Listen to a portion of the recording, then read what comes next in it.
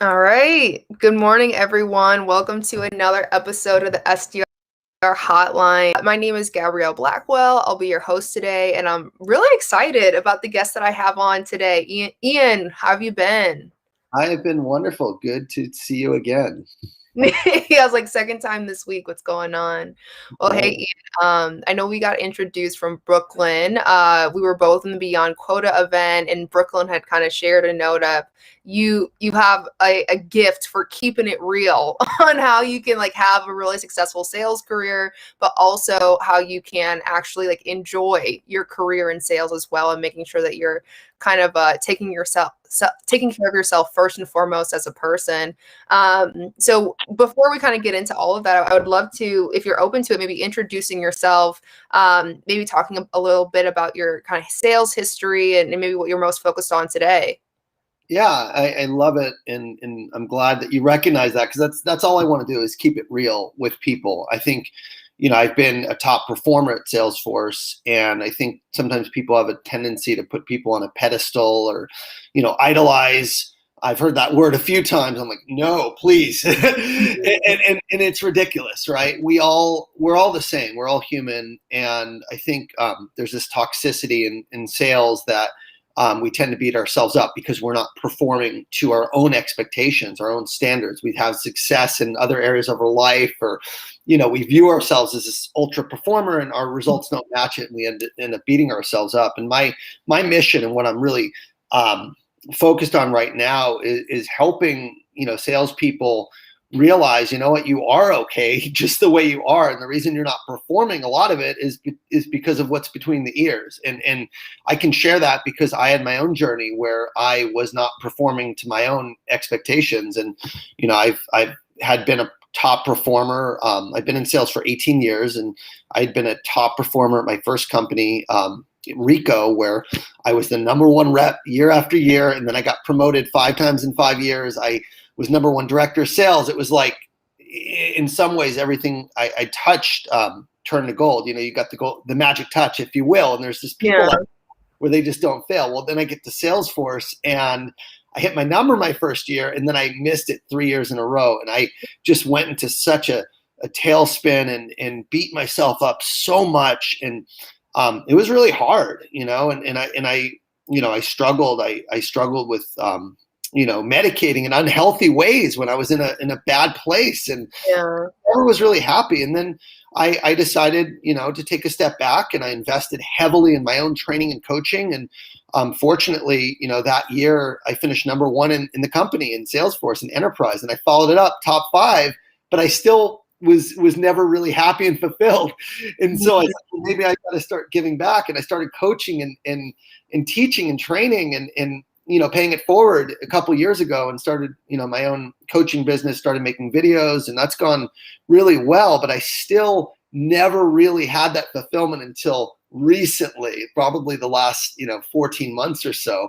And so now my content's changing a little bit. My message is changing a lot, because even when I realized I was looking for that thing, that performance, I needed to prove to myself that I could do it and that I could be the best. Even when I got there, I still didn't feel what I was looking for. And I have it now, and I really do. I was thinking about that yesterday, and it's just I'm so much at peace with myself and where I'm at, because I no longer have to prove anything. And so I love the topic today. I really, the goal is to help people realize, like, when you're constantly longing and searching, you can't appreciate where you are and how far you've come, and it's actually going to hold you back. That we think it's drive, we think it's it's a good thing, but it's actually hurting us when we are always going. We can't necessarily take a pause. And so that's kind of where I'm at now, is taking a pause and really reflecting on, what do people really need, what do people really want, and it's that inner peace. It's that inner peace It's that inner fulfillment. So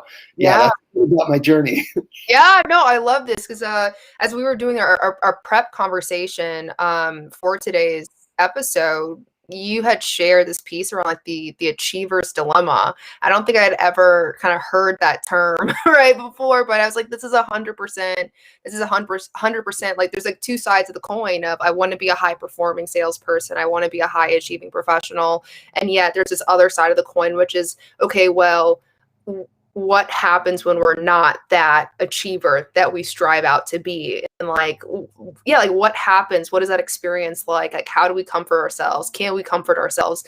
I know for myself, I had a similar experience of I was so used to being like top performing rep, I step into a place where I'm not that, like I need a different skill set, I need something else or something more, and I was miserable. I was miserable that whole time. And even when I did reach that status, right, the status of like being a top performing rep, it was like now there came even more anxiety with it because I'm like, oh my gosh, am I going to be able to do this again? And I feel like I was always in a spiral.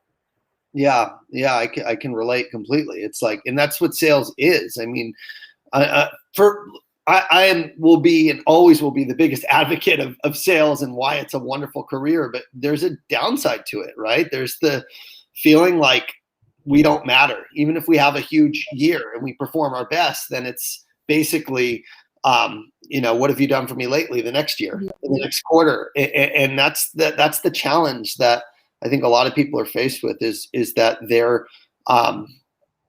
constantly trying to prove themselves, and maybe you're number one, and then your quota goes up, and you have a higher standard. It's like, how am I going to do this again? And how am I going to do this again? And it's like, it's an everlasting cycle that you can get caught up in if you think about like chasing the outcome, right? Yeah. So I definitely can relate to that. Yeah, no, definitely. I think there's something that you've kind of mentioned about fulfillment and finding inner peace. I'd be curious. So I guess I'm reflecting on experiences that I've had in the past where even having something like the SDR hotline where we can have these conversations, it is somewhat of a manifestation of like healing from maybe suffering from this achiever's dilemma and being really, really curious about how I can become that much better at being grounded first and foremost in myself so that I can show up more fully within my profession and within my career. I know for myself, I've had experiences where I think I had to have these experiences to recognize what chasing after outcomes was always going to be like digging myself into a hole, and maybe there was something else to pursue. But would you be open to sharing like what, if anything, inspired you or motivated you to look at how you're approaching your work in a different way? Yeah, I think when it comes to work, what inspired me to change was failure. I mean, frankly, missing my quota 3 years in a row. I originally thought that it was circumstance outside of myself. I thought it was my manager. I thought it was my territory. I thought it was, the product. I mean, they're all, you can always point the finger at why you're not successful, because it couldn't have been me, because I was successful, my whole life. And so I think the humility of knowing that it is you get to a point. For me, my first 2 years, what happened is I got to Salesforce, I hit my number, I hit it pretty good my first year, and then I missed it really bad in my second, in third year in the company. And I was to the point where I'm like, well, maybe it's not, sustainable for me to have a career here. And I started looking at other companies, and I was literally had one foot out the door. And I went to a different division, which was our commercial division. I was in our enterprise division, which you only get a few at bats. They're huge. And I'm like, well, maybe I need to go to our commercial division and get more at bats, because maybe I'm a more transactional kind of guy. And so there's a woman, Jen Legaly, who she's now our executive vice president. She leads all of sales, and she was the AVP at the time. And I said, can I have a shot on your team? Can I transfer and have a shot? And she said she would give me one. So she agreed to let me move to the commercial team. And then I'm like, this is it. I got my opportunity. I got my accounts. I got a lot more to go after. And I was selling and I was selling and I was grinding. And it was the last day of the year. and I needed one deal to get to my number. And I was told that I was getting that deal. And to make a long story short, the deal fell through because there was a decision maker that I was not aware of that was overseas, and they wouldn't pull the trigger without his approval. Mm. And that night, I just was like, I remember I had the worst migraine. It was like 11 at night, and I was trying, it was the 31st of January, our fiscal year, and I was trying to get this closed. And the decision maker that I didn't know hung up on me and said, "This is not how we do business. I'm sorry." And it was like, it was like this splitting headache. Yeah. And at that point, I looked in the mirror and I said, "No." And I think I screamed. I was so angry. And I was so much in pain because remember, all of my self-worth was tied to my performance. Yep. And that I missed it 3 years in a row, even though I changed teams, even though I had the accounts. And then it was like, okay, you got to do something different. And so at that point, I humbled myself. And it's the same thing on addiction. I mean, I've had these journeys in a few different ways, but in the sales way, I mean, I realized, you know what, I need help. I don't know what I'm doing. The way I used to sell, which was all activity-based and transactional-based, is not working in software, not working. So I ended up investing over $20,000 in myself. I joined a mastermind, and I got a coach, and I got a mentor, and I said, I will pay other people who figured it out before me. And that's what turned me on to coaching, because I took that year. After I signed up, I went from making maybe $200,000 to $300,000 to making over $1 million and finishing number one.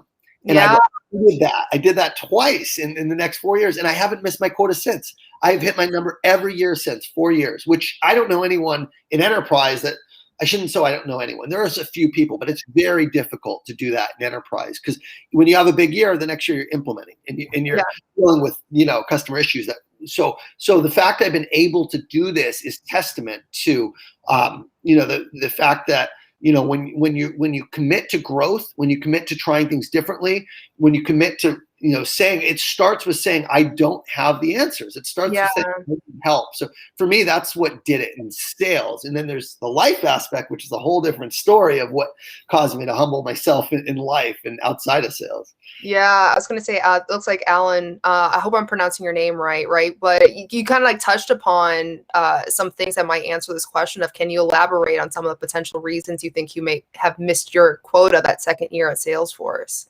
I love the question, Alan, and I'll tell you exactly why, because I treated it as a transactional sale, okay? I came from selling copiers, and it was purely scientific. If you did this many cold calls, you would set this many appointments, which would lead to this many opportunities, which would lead to this many sales. I was a firm believer in the science of selling. In fact, when I went to management leadership, I trained my team that way, and I had every single rep on my team over quota. So I was like, it was so dead set in my belief system that sales is just a numbers game. Well, when you go into software, when you go into the enterprise, it's not a numbers game, okay? It's about really understanding problems. It's about making connections. It's about getting to power. It's not about having the best product. It's not about having the right activity. Of course, nothing happens without a meeting. I'm not saying that activity is not important. I think it's fundamentally important, but it's what's more important is the ability to uncover problems and to get to executives. When you're selling a strategic platform like a Salesforce or any type of software or consulting service, it's all about solving problems, understanding where they are today, where they want to go tomorrow, and then what's stopping them from getting there. So I didn't have that skill set to really dig deep. I was showing up, I was doing demos and pitches and talking about me versus really developing the skill of understanding how to uncover pain and problems within a client. And so what I got really good at is having executive conversations, not only getting to the C-suite, right?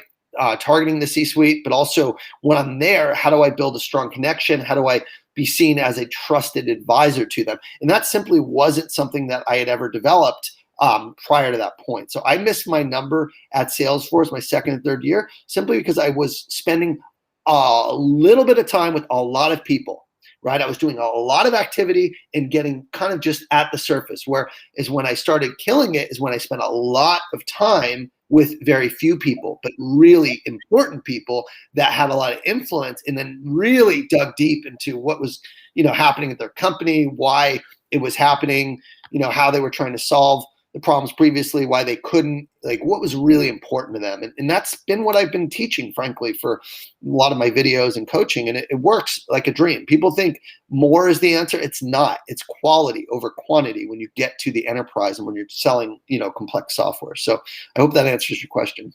Ooh, that was a great one. So for folks who are, I see Griffin's asked a question. Charlotte's has asked a question as well. I'm gonna get to y'all. I promise I will. There's one thing that I wanted to kind of, I wanted to hear from you more on. Sure. So if I think about a journey that I've gone through of starting to, like, it's okay to not know the answer. Like, it's okay to start new in an area and say, all right, everything that I've learned in the past might not actually be like what got me here might not be the thing that gets me to that next step in my career, essentially. Right. So I'd be curious to hear from you, like how you decided to invest in the specific things that you invest. So you mentioned like a mastermind, you've mentioned training and coaching. I'd be really curious to hear, like, what was your thought process for deciding on those specific investments in pursuit of, leveling yourself up? Yeah, I think it's not like I was shopping around for a coach or I was shopping for a mastermind. I got invited to a seminar. It was a 3-day seminar up in San Francisco. It was a company called Abundant, and they basically said, like, we help salespeople go from good to great. And I'm like, that's me. Right? I've been doing good, but not great. I know I can do better. I'm kicking my own. I'm beating myself up because I'm not at where I want myself to be. And so they had been reaching out to me for a few months, and I finally, when I missed my number, I was ready, right? I said, I'll go to your seminar. And so I went to the seminar, and it was like $2,000. It wasn't crazy. Actually, Salesforce paid for it. So it was like an easy decision. It wasn't even me having to invest. My boss said, go for it. And so I went there, and then that was like, that was it for me. They didn't teach sales at the seminar. What they taught is how to break free of the stuff that is holding you back. And it was really a whole entire weekend of vision, like understanding your vision for your life, visualizing what you want your life to look like, facing your demons and your barriers of what's stopping you and really digging and feeling that pain. It was more like a Tony Robbins event. Yeah. A sales training that you would get from like a John Barros or someone like that. So the content was about me, and it was about diving deep into what you really want in life. And what I realized I wanted and what I realized I needed was to prove to myself that I could do it, right? And until I got to that level, I would never be happy, right? Because I knew I was capable, but I just didn't know what to do. And then at the end of the weekend, I was like, okay, what next? Like, what do I do next? And of course, they pitched me the whole year program, and they said it was going to be, I think it was like $16,000. I mean, it was expensive. And I was so tapped into this desire to want to perform at my level at that point that I frankly was like, I'm in, I'll do anything. Right. And so it was like trusting the outcomes that they were promising me, not overanalyze it. I mean, they're very smart. They don't sell this program until you go to one of their seminars, and then they sell. At that point, you're already in this headspace where you're like, you don't want to leave. You're like, whatever I just tapped into feels really good. And so I visualized myself selling 4 million. I mean, that was what I did. And they make you visualize all the people in the room coming out and, coming to them when you sell 4 million. And I saw my boss, and I saw my customers and my parents, and they were all so proud. And I'm like, I want this. It was the power of the mind and the power of the belief and the power of actually seeing something before it happens is, I cannot overstate how impactful that was for me. And I kid you not, that year I sold almost 6 million. So my 4 came higher. The 4 was like, I never thought I could do, because the most I'd ever done at that point was like 1.5 million. So 4 would have been more than 2x. Well, I almost sold 4x what I'd ever sold. So again, it's people talk about the secret, or they talk about the law of attraction, or they talk about, all these, every motivational or personal development book, Napoleon Hill, Think and Grow Rich. I mean, there's a million of them, all talk about the same thing, which is believing first, visualizing, setting your goal, and your thoughts determine the quality. So I just was laser focused on performing at this level and up leveling my game. And so, I know there's a lot of programs out there. I know there's a lot of coaching options. I think when you put money when you spend money on yourself, you are more committed to implementing stuff versus getting free content on something like this or my YouTube channel or whatever. It's like when you put your money where your mouth is, you're going to take it more seriously. You're going to want to apply because your money is sometimes where your heart is, right? It's like, I want to use it. So for me, that was a big piece of it. I'm just even thinking about it. If we talk about like a return on investment, like if you're not investing something tangible, right? Like how much of something tangible can you get back? So I guess similar with even the thought of I think there's a piece of like where your mind goes, energy flows. So if your mind is constantly focused on and flowing into all that you can achieve, right? You talked about having this $4 million mark. Is that's the goalpost, right? And you like blow even that out of the water. I do find, there's a lot more conversations around imposter syndrome now compared to, let's say, 5-6 years ago when I first started off in sales. And it's whether we're normalizing conversations around mental health and it's showing up more, if all of a sudden like imposter syndrome has become that much more real. But like I find a lot of times with the reps that I'm coaching, it's like you have to see yourself as successful. Otherwise, of course, you're always going to feel like an imposter this entire time. Yeah. Like if you can't visualize yourself being successful, right? Like you're probably envisioning yourself as a failure. So like, how could you ever see yourself being successful, regardless of what like the numbers and the dashboards are saying? So that's a really important piece around like visualize, see it, imagine like who's the first person that you're going to tell when you hit your goal, right? Like how's it going to feel to tell them? I don't think anyone does that. I mean, that was the first time I had gone through that visualization of seeing myself, successful before it happened. It was powerful. It was powerful. Yeah. Super powerful. It sounds like, and then look at, because you're coaching people up on this stuff too. So of course, that's super important. Would it be all right if we went to some questions from the crowd? Sure, of course. All right, awesome. So Griffin had a question here of how do you stay disciplined within your current target account pipeline, and any specifics to stay focused? Yeah, focus is the So why do people fail in sales, right? And I think there's probably 5 or 6 or many reasons, but I think lack of focus is one of the number one reason, right? For me, I would say, so first of all, how do I stay disciplined within? There's 2 questions here. How do you stay disciplined within your target account pipeline? So for me, what I talk about a lot is the concept of RGAs, Griffin, which is revenue generating activities. Okay. And there are 2 types of revenue generating activities that matter most. There's a lot of RGAs, and I'll get into what those are in a minute, but there's 2 that are the most important in sales. The first one is creating pipeline, and the second is advancing pipeline. Okay. So staying disciplined within target account pipeline, what I do really clearly is when I have my pipeline of opportunities, what I look at for each one is what do we need to do to close this deal. In other words, every deal from start to finish has a series of steps that need to happen, especially in the enterprise with strategic deals.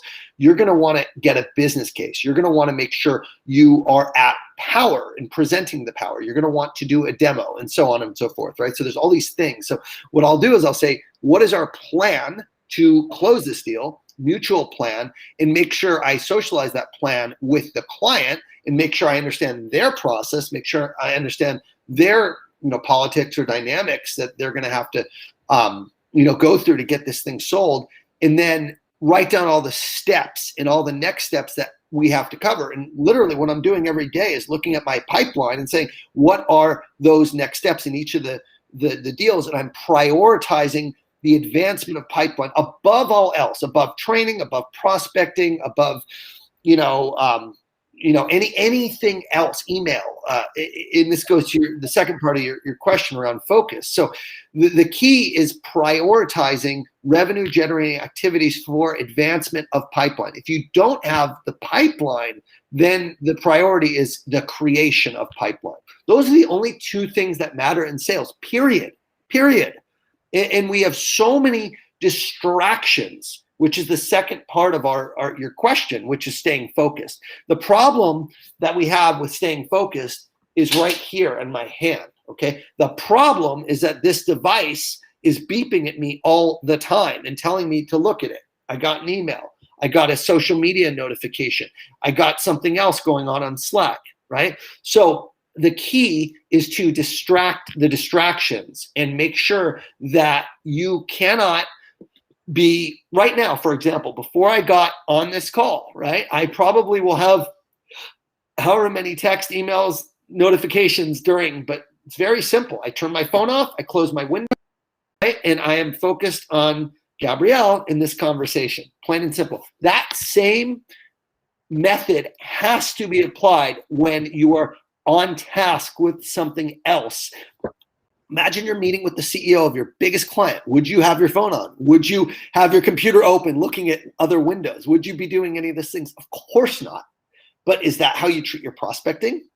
Hour or 2 hours of dedicated prospecting? Is that how you treat your proposal generation when you have to go and create a proposal when it's going to be a long time because you got to put together a great deck? No, of course not. You have other windows open, you have emails. And so the problem is for us to mentally reset, right? When we go into a distraction, we have to take literally, a few seconds or minutes sometimes, or sometimes even longer to get back on task. So what I do is I prioritize each activity at the beginning of the day. And I say, what are the top 5 things that I need to get done today? And I have it on a whiteboard. And then what I do is I start plugging in those things into my calendar.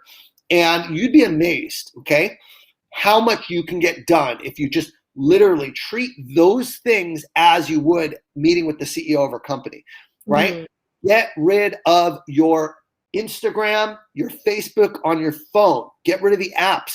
At the very least, get rid of them during the week. During the week. Put them back on the weekend if you want to browse or do social media. So my challenge was always, I'm attention deficit disorder, in case you can't tell. I have ADHD. I'm off the walls energy, and I have trouble focusing. So last year, about 14 months ago, I got sober. And I gave up a lot of my addictions. I talked a little bit about this with Gabrielle, but I have an addictive personality, and that addiction would manifest in a lot of different ways. And one of those ways was Adderall. Okay. And when I took Adderall, it was like, I got to focus. I need this. And when I got sober, I said, you know what? Maybe I don't need the Adderall. Maybe that's just another form of the addiction, wanting to feel that rush of like going and, because it's a physical feeling. And so I decided to stop taking Adderall. Right. And you know what? My performance did not decrease. What happened is now I had to really implement strategies on focusing. So the strategies that I used were really, number one is prioritizing the day. Number two is planning my day, putting the critical things in my calendar. And the hardest part about this focus area is actually honoring your commitment. So once you have it in the calendar, it's so easy to go take a walk or make a phone call or do something else. But again, if you turn off your phone and you time block and say, okay, maybe from 5 to 6, I'm going to check emails, right? Or I'll check emails a couple times a day and that's it. Then you don't have those distractions coming in throughout the day, okay?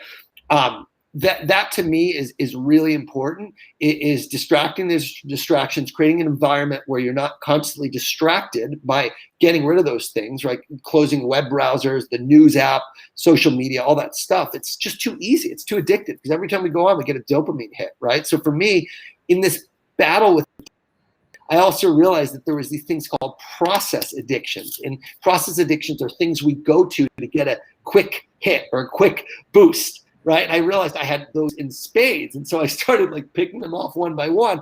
And in doing that, I've been just so much more focused and so much more energized and so much more able to execute what it is that I'm trying to do. OK, that's a long answer to your question, but it's really, I think, a really good question. That was a great question. Thank you so much, Griffin. And that was a great answer, Ian. I was over here taking notes. This is so good. I'm some of the main things, like the strategies for focus specifically. I know as a manager right now, like one of the things that I'm really curious about is like what keeps people from being able to accomplish the things that they set out to accomplish.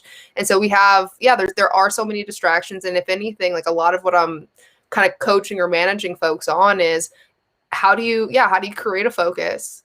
And the second, and I think this third part that you talked about is like, how do you honor that once you've actually plot it on your calendar. Yeah. That's like, that to me seems like the hardest work to do, is like, how do you honor that, maintain that, and hold yourself accountable to it? One thing I didn't mention is most of the time we fool ourselves into thinking we're busy because we are avoiding what's uncomfortable.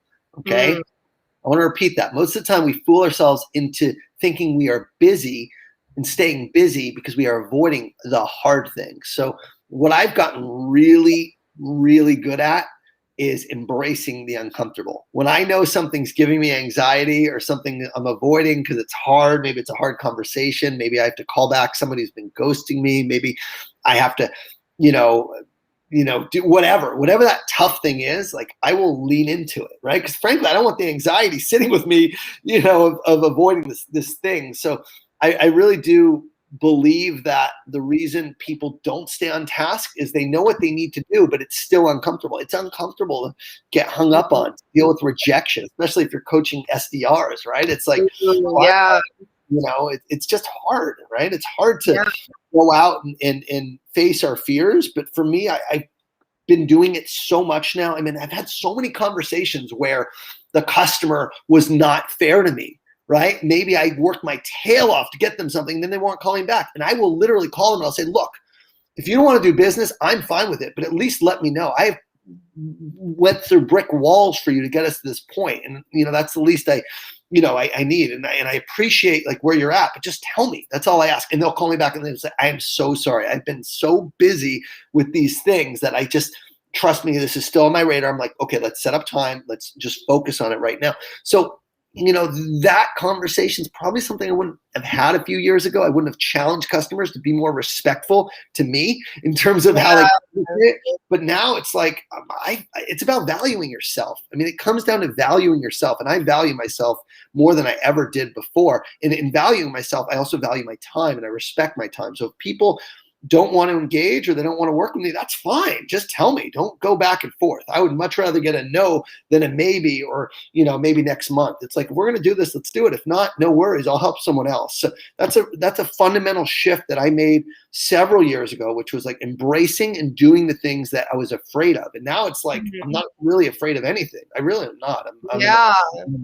And that's important. I think that's why people don't stay on task, is because they're afraid, they're uncomfortable, and they're not used to, once you do it, you realize, oh, it wasn't that bad. And actually good things are happening. So I started my career in sales. And this is one thing, like I have really thick skin. I started going up and down, cold calling office buildings, selling copiers. And my territory was Koreatown. And like, a lot of times they didn't even speak English. I mean, it was so much rejection, so much doors being slammed. And, for me, it was just, it's kind of baked into who I am. And so it comes a little easier than for some other people. Yeah, because I was gonna, I would imagine that more often than not, folks recognize like, okay, yes, this is uncomfortable, and yes, I have to address it, but I'm not going to, right? So like, I'm gonna make it look like I'm busy. There's this illusion of achievement when really it's just a lot of activity without achievement that's there. And I guess I'm trying to figure out how to like phrase this question. So I'm curious, like what helped you like make that shift of, okay, I can't continue to avoid these things. I'm going to have to address it. Was there something in particular that, like triggered that? And I'm trying to think, like my previous therapist, he would always ask me this question, like anytime I wasn't addressing something that I needed to address, he'd go, what's on the other side of the door? Right? Like, let's start off there, because maybe if we understand what's on the other side of the door, you'll be more open to actually like dealing with things and opening up that can of worms. So I'd be curious what that journey was like for you. And I hope I didn't lose you. Oh no, we lost him. That's all right though. Well, hey, listen, y'all. I know if there's other questions that you have, feel free to put those right in as we wait for Ian to come back online. Or how about this? I'd be curious to hear, does anyone have any stories, any journeys they'd be open to sharing on times where they leaned into being uncomfortable and how that ended up for them? Hi, can you hear me now? Yeah, I can hear you now. Okay, my computer just like completely crashed. I don't know what just happened on my laptop, so I'm coming in from my cell phone. So you So got listen, I've been there. I've been there on my own show. that's the So, first time that's ever happened. I don't know if it's the restream. I've never had that happen before, but anyway, I'm glad I'm back. yeah. I'll just use my cell phone Sorry, but instead. well, I'm glad. Yeah, I'm glad that you're back. I was just asking the question, because it sounds like right, hey, there was a moment where you're like, hey, I'm gonna lean into the discomfort, right? Yeah. Rather than just being focused on being like, a lot of activity without achievement. I was just sharing the story of how I had a therapist in the past who's like, rather than just focusing in on the discomfort alone, maybe you can focus on like what happens when you open up that door. Like what lies on the other side of the door. So I'd be curious to hear what enabled you to even be able to lean into that discomfort and realize the rewards, right, of facing what might be uncomfortable. Yeah, I think you just said it, right? It's actually doing the thing that you're afraid of. When you do that thing and you see, you know what? Like the gift is not in the outcome of doing the thing. The gift is in actually doing the thing itself that you were afraid of, right? The reward comes in doing it even though we are afraid, regardless of what happens. So Yeah. for me, it's like, you know what? What's the worst that could happen if I do the thing that I'm afraid of? What is the worst thing? And so that's really how I embrace it is I try, right? Failing is not possible when you're giving it your all, right? And my definition of failure is not trying in the first place. So if you know you need to, I'll give you a great example. If you know you need to reach out to an executive that is, you have a champion, for example, and the champion is not getting it done, right? Not getting a deal done. And there's an executive who has all the power, and you are not at that executive, and you don't want to piss off your champion by going above their head and going to this executive. Well, that's something that's going to be very uncomfortable to go above someone's head. But what's the worst thing that could happen? You don't get a hold of them. They tell you, no, work with this person. They tell you, I'm not interested. Well, you're already getting nothing because you haven't tried in the first place. So I had a situation like this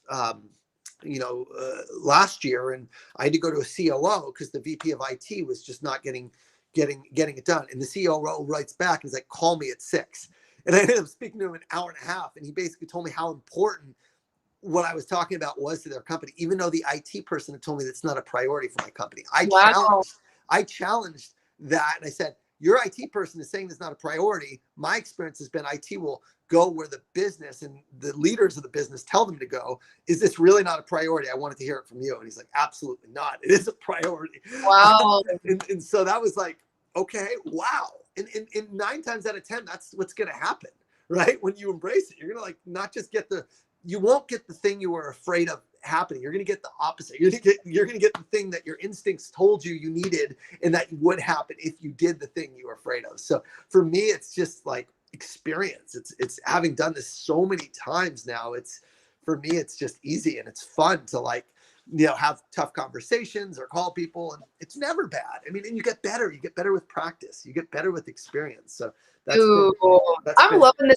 I'm loving this energy right now, Ian. Like, it's like I'm getting hyped up. There are so many times where, I mean, I think within sales, it's not.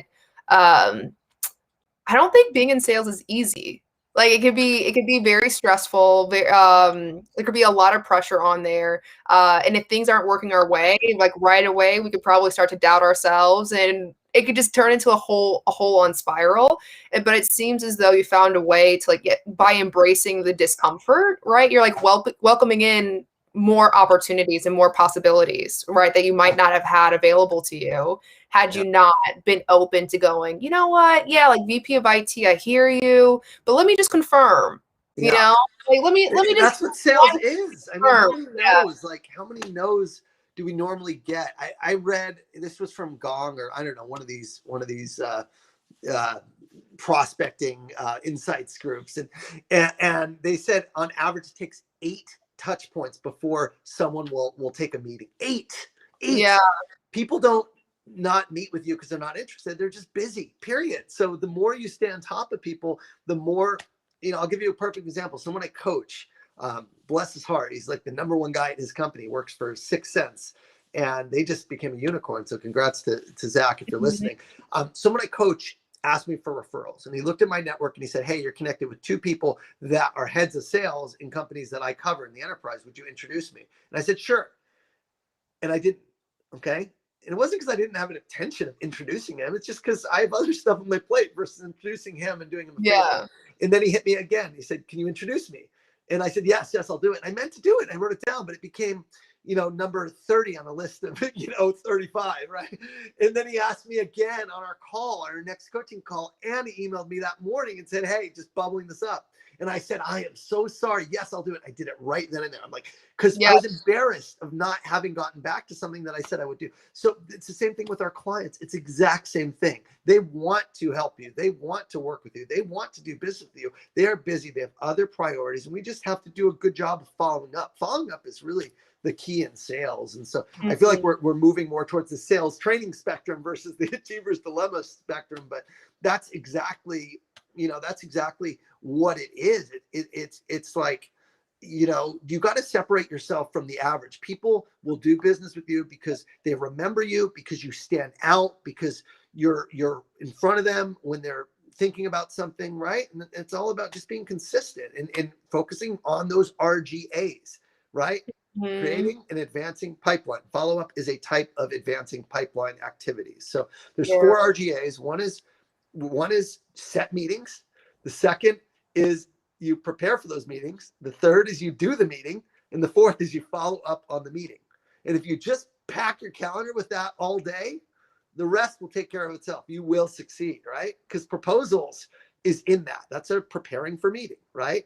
Researching a customer before you meet with them is a preparing for meeting. So everything, if you ask yourself, is this in alignment with creating or advancing pipeline, or are these one of these 4 RGAs? If you just use that as a framework to prioritize and figure out how you're spending your day, you will find that out of an 8-hour day, you might be spending only 1 or 2 hours on those critical things, and everything else is just BS. I mean, I say no to half the meetings that are requested because I just don't need to be there, and they're not in ultimate pursuit of helping my clients and helping my deals close. So I've gotten really good at like saying no, and know what people understand. Like the more I don't know, it comes down to respecting your time and knowing the value of your time. For me, I don't work that much. I really don't. I used to work 50, 60 hours a week and grind it out. I didn't have time for my family and my hobbies, and it was all about the work. And you know what? I was working 20, 30 hours a week the past few years, and I still overperformed because I was just so much more efficient with my time and so much more focused. And there's this law in time management, which says that work expands to fill the time allotted. So if you give it 50 hours, you're going to need 50 hours. If you give it 30 or 40 hours, you're going to use those 30 or 40 hours and get the same amount done. If you give it 4 hours, you will get the same amount done as you would have in 8 hours. It's amazing what happens. And if you ever had deadlines or things that you need to get done because of a big meeting, you know how much hyper efficient you're working. Well, I'm working that way almost all the time. And that's been that's how I get so much done and have a side business and can make time for balance in my family, because I use every minute of the day for productive things. Yeah. Well, and you just had that call out of we're talking more so about sales training versus the achiever's dilemma. And I'm kind of sitting, I mean, I'm taking notes. Like, I'm like, I get like a free coaching session right now. That's right. That's kind of like how I'm looking at this a little bit. I think there's so much that you're sharing right now. Like, if I thought about for myself, just me personally, where there have been so many times where, again, I'm so willing to put in so much work, right, to attain that level of success and to separate myself from, average to, exemplary to exceptional to elite kind of thing.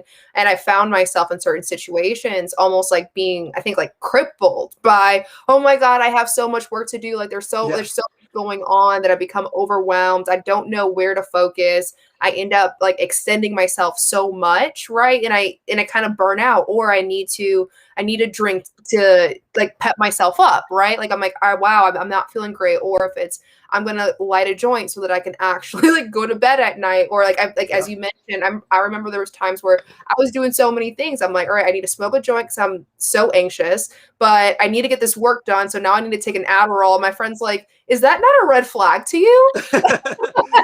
I've been there, and like I said, that's the achiever's dilemma. Yeah, that is it, right? Is when we put so much pressure on ourselves, like we can't turn it off, and then we have to medicate. We have to cope in unhealthy, maladaptive ways, and it just never stops, right? The work is always going to be there. The pressure is always going to be there if you choose a career in sales. So you have to do the internal work to say enough is enough, and that comes down to setting boundaries. Understanding what's important that you have to say yes to. It's all about knowing where you want to go and saying yes to things that will help you get there, like this interview. I know where I want to go. That's why I'm here, right? I want to serve the sales community. I want to ultimately be a coach and do it full time and write programs that'll help salespeople move from good to great. Doing interviews and podcasts and webinars is all in support of that. So I say yes to that stuff, right? I will say no to the 20 plus requests on LinkedIn that I get every day to meet just to connect and pick my brain, or to get into Salesforce, or just because that doesn't support it. So when you say, or same thing in sales, if I know I want to sell 4 million, I say yes to things that will help me sell 4 million and no to the things that don't, right? And that really is, it's just so critical. But I want to touch on what you talked about, which is, why because we only have 12 minutes, and I want to dive into like the achiever's dilemma. Okay. Yeah. When you are a high performer, the achiever's dilemma is this simple question: when is enough enough? When is enough enough? When have I proven to myself that I am okay, that I know what I'm doing? To your question about imposter syndrome, right? We are always going to think we're imposters. There was a point when I had to, last year is a perfect example. I went on paternity leave. I had my baby. And I had to come back, and I had to sell $1 million in like 12 weeks to hit my number. And I was coming off hitting my number 3 years in a row. And I was so afraid. And I'm like, if I don't hit my number, then my worth, I'm not worthy, right? Because I missed my quota. And that was the story I was telling myself. And on the other hand, I was talking about you are not your number. And I'm like, wait a minute, there's something here. So what's the worst thing that give my all? What's the worst thing that happened? I can be an advocate for my own message. You are not your number. I missed my number and I still feel okay.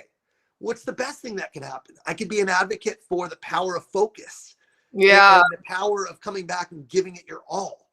So I say, I have to come back because this is going to be part of my story, no matter what the outcome is. Right. And that to me was really like that in some ways, I almost wish I missed my number, but I really don't, because I'm I don't think you missed your number. I didn't miss my number. I hit it. So now I'm talking about focus. I'm talking about RGAs. But if I had missed it, I could say, you know what? I still got sober last year. You know what? I built the best relationship with my wife and spent time with my family. You know what? I got healthy mentally and physically. I'm in the best shape of my life. You know what? My coaching business is thriving. You know what? And I can list all these great things that I did. Right. Instead of focusing on the one thing we're not doing too. So that's the answer. Is like, if you want to kill or stop the achiever's dilemma from eating you and causing unhealthy way of coping and negative self-talk, you got to think about all the things you are doing. That's the first answer. You got to recognize the things that you are doing. And the second answer is you have to be all in. Okay. When you are all in every day, there is no such thing as losing. I'm going to repeat that. When you are all in every day, there is no such thing as losing. Winning is being all in. You get to a place where you give it your all, right? That's all you can do.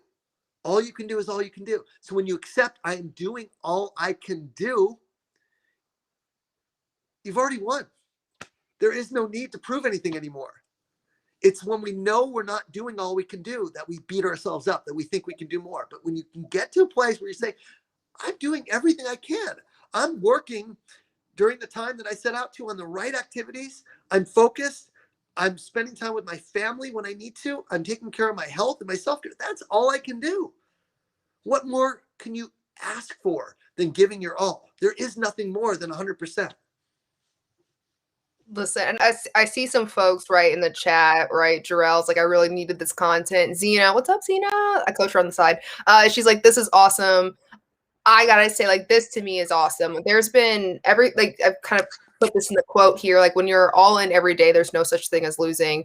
I was listening to, I've joined a couple of Patreon groups, and so one of them is Kevin Dorsey's, and I was paying attention to the training that he was doing, and he had talked about how you see people like, people in these like in their profession right now, like it's the same people who committed more, who were more all in to their high school sports team than they are into their actual career, for example. And I had this like wake up moment where I'm like, I was spending so much time beating myself up of like, all right, hey, I expect to see myself at 100%. There is this gap, right? Even if it's 84, I'm at 84%. And I'm like, oh, right. And I recognized for a moment, I'm like, all right, I'm spending all this time beating myself up and I'm still not getting better. Like, this is not like, this is not going to get me any closer to this thing. So I'm like, am I more so addicted to beating myself up than I am to like helping myself out and seeing myself grow? So, because I was kind of calling this out of, I feel like you're sharing, like in you sharing what you would share for like a sales training, for example. Like, I think this is also a part of what can support overcoming this achiever's dilemma. It's like, if you're able to first and foremost, establish a focus, right? If you're able to honor that focus, if you have a structure for maintaining that focus, and you're also have a way of honoring yourself through the journey, like there is a way to like be able to be a high achiever, but also do so in a very meaningful way. And this is something we talked about earlier in the week, like recognizing that, all right, hey, like the ways that we can be a high achiever might not be solely focused on work. Like there's so many other opportunities, so many different outlets where we can continue to be a high achiever, even if we're not able to be that in one specific area in our lives. So I just wanted to kind of call out like everything that I feel like, I feel as though everything that you've shared thus far that relates to the sales training side of things also supports this. Hey, how do we, I don't say dismantle, but like, how do we confront, right? The discomfort of, we want to be a high achiever. We might not be there yet. What is a path forward from here? But like on a practical side, as well as like on the mental kind of attitude side as well. Yeah. And it's all about your definition of success. That's what I coach people on, right? Because again, high achiever, when we say high achiever, we think career, we think income, we think, getting material things, the home, the car, whatever. What about high achiever in your marriage? What about being honest and loyal and loving and present for your partner? No one talks about that. Well, that's, to me, 10 times more important than making the money. Yeah. I wouldn't have said that until I made the money. Until I got to that point, I realized, like, you know what? I was ignoring my marriage. I didn't know, right? I was just like so self-absorbed, right? Being a high achiever is being a good person, being moral and ethically sound, helping people. Like, these are things that are not necessarily talked about and valued, but they are absolutely important, right? So what I'll do with my coaching clients, I'll look at like, what are you proud of? And we'll do a exercise where we rate ourselves, not just on our career and our finances, but on all the other things. What about your health? How do you feel on 1 to 5 about your health? What about your relationships? What about, your giving, your spirituality? Well, all these other aspects of life that are critically important. So you can start recognizing, hey, you know what? I am okay. And these things are, important. And I am successful in these other, I have a guy I just started coaching, and he's a grandpa now. And he runs marathons and he sails, and he was beating himself up because he wasn't performing in his work. And I'm like, look, you can beat yourself up all day, but do you ever praise yourself for the things you are doing well? He's like, no.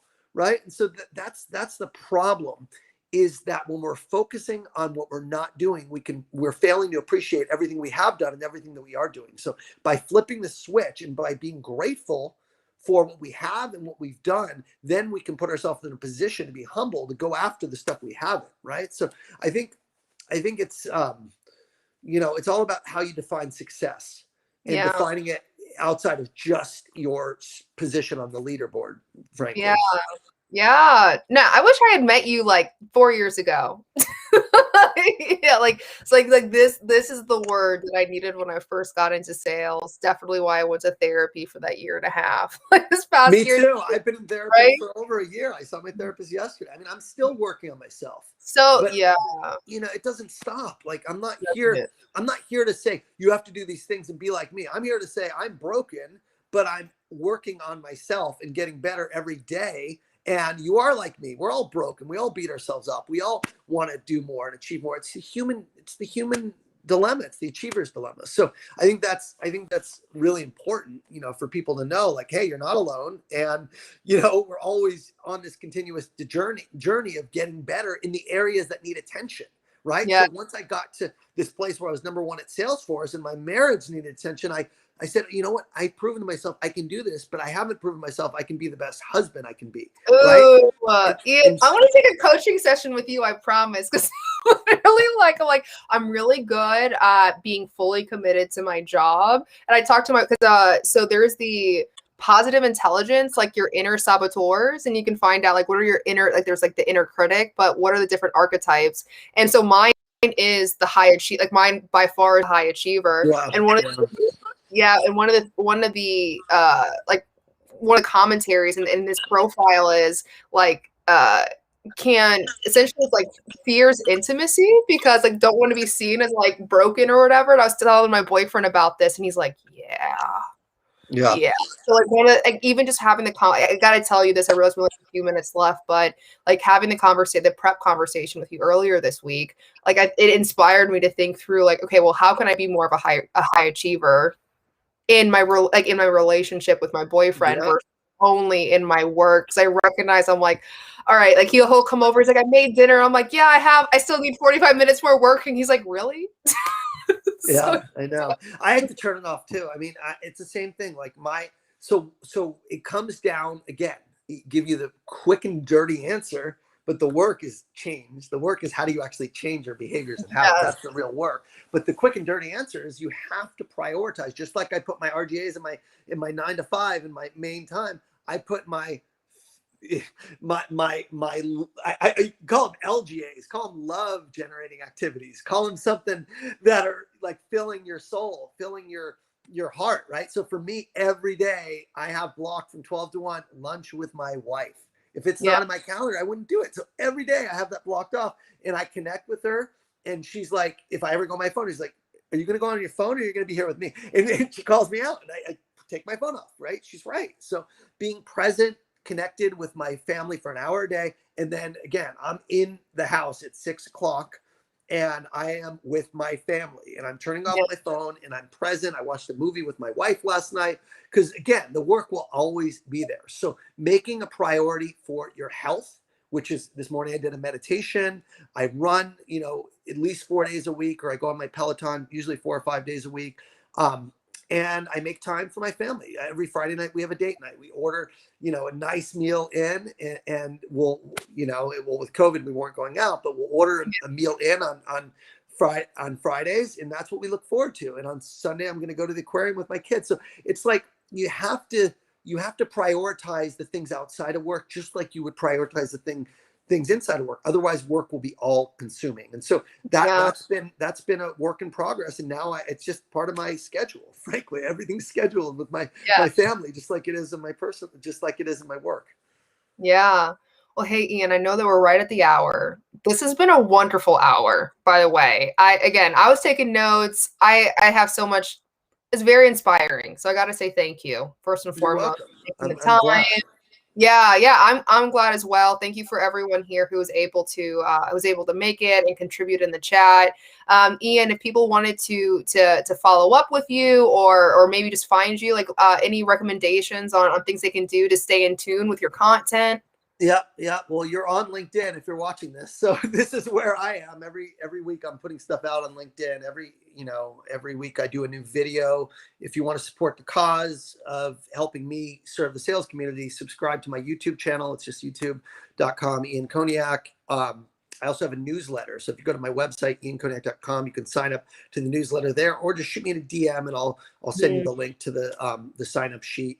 and it's almost 1,000 people. I think we're like 10 away from 1,000 people on the newsletter, which is a big milestone for me because I'm helping impact 1,000 lives. And this is the kind of stuff we talk about. We don't just talk about sales training. We talk about focus. We talk about balance. We talk about health. These are all the things. When we are happy, we can perform our best. Yes. Yes. And so for me, it's all about happiness first leads to success. Yes. I'll say you sent me an article video this morning, so I had a chance to review it this morning. About 8 minutes, 9 minutes long. Highly recommend. Right. So just a great word from a great human being. So thank you again, Ian, for being here and sharing your time and your wisdom with us. Thank you for having me, and I appreciate what you're doing for the SDR hotline. And if you ever want me back or have other things that, come to mind, I'm always here to support the cause. So appreciate you, Gabrielle. Yeah, thank you. Thank you. All right. Well, everyone, have a wonderful rest of your Friday, a wonderful weekend. Thanks again for being here. See y'all later. Bye, everyone.